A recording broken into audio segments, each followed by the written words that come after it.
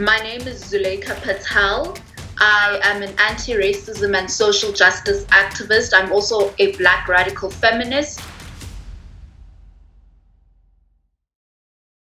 My activist work began when I was 13, when I was still in high school at Pretoria High School for Girls in South Africa, whereby I was part of a movement, a large movement by the pupils at the time, which we'd founded to fight against institutionalized racism in South Africa, which manifested at the time through the policies at the school, one of the policies being the racist hair policy, and among many others, such as the policy on language, whereby we were prohibited from speaking African indigenous languages.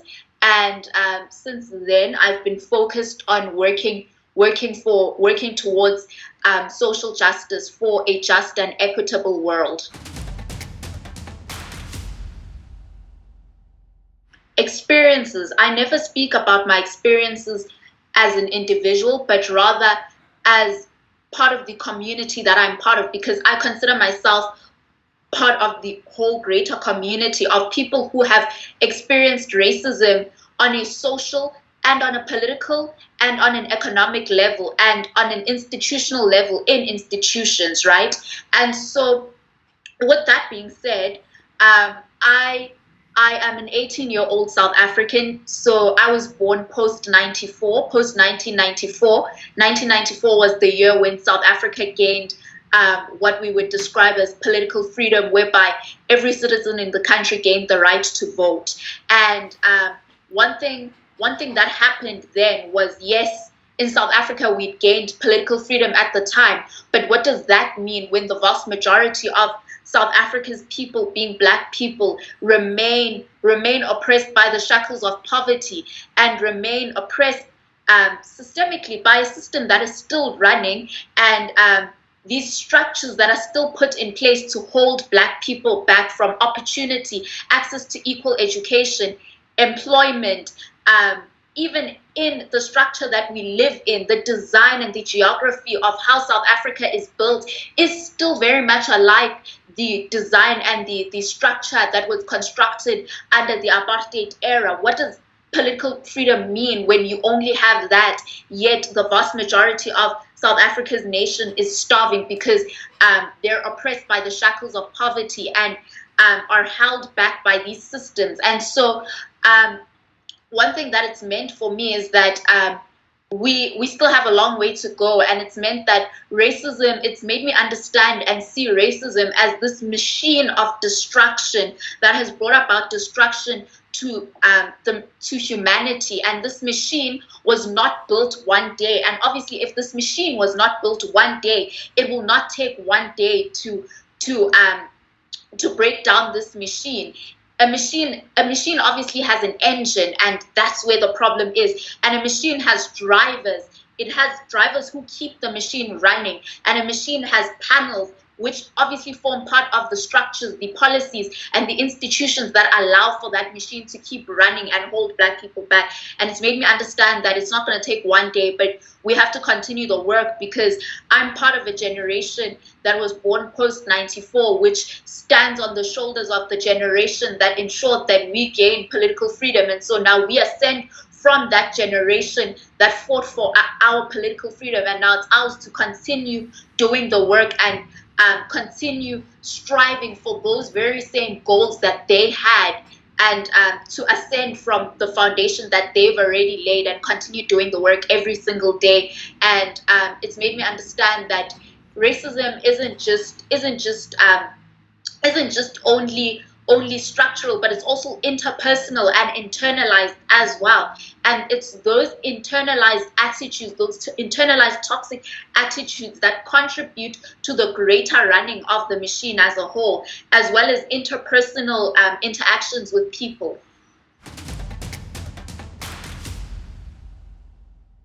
The only way that we'll have peace is when we have justice and equity. And so for me, this day is important. It's important to not only just highlight those that lost their lives, but highlight highlight the ongoing work that still needs to continue, because there's still people losing their lives. You look at the circumstances that the people in Sharpeville still live in, the circumstances of the majority of South African individuals. We still have a long way to go, and there's still work that must still be done every single day. There's work that must still be done every single day, and equally in that, we have to hold ourselves accountable to doing that work. White individuals have to hold themselves accountable to upholding racism and how they contribute to that, and how they understand their privilege, and what they then do with their privilege, and what they do in their communities. And so it's important to not just recognize the day, but continue the work every single day, regardless of whether it is the 21st of March or it's a Tuesday. We have to continue that work every day, and continue that work within ourselves as well. Like I made mention earlier just now of internalized racism, those internalized ideas that we've all been socialized to believe. There's still a lot of unlearning and mental emancipation that still needs to take place. And so it's important to not just support the day, but contribute to doing the work every single day, because whilst we live in a world where such a system exists, a system that has killed countless individuals, a system that has brought about injustice, a system that has brought destruction to humanity, and a system that continues to deny individuals basic fundamental rights which already belong to them. We cannot allow for that system to exist in any form. We have to do the work every single day to ensure that it is eliminated and abolished completely. And so it's important to not just support the day, but do the work every single day in every single space that you exist in. To non-Black people, I would say that the work begins with yourself. Firstly, really interrogating your actions, interrogating the way you exist, interrogating the way you see other people and the way you think and what you've been taught, and how you understand your privilege and whether you acknowledge it or not. Firstly, it's very important to acknowledge your privilege, and then once you've acknowledged it, do something. Use it to do the work in your community to non-Black people. And that's what I would say, that the work begins with themselves.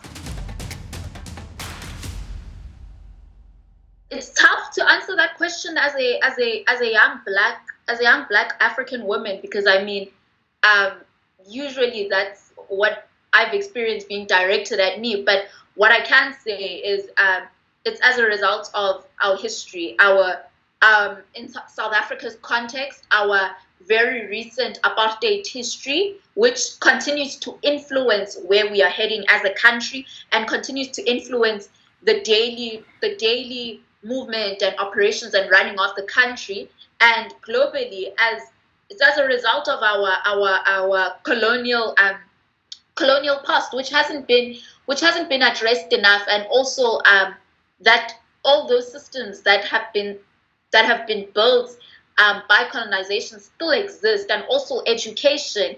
Our education is still very what I describe as colonial and very Eurocentric, and socializes people to think in that way, because I believe that education socializes people because it teaches them how to react, what to react, how to think. And so it's as a result of education, and then as a result of communities still upholding certain beliefs and ideologies, and it's also as a result of what people are taught to believe.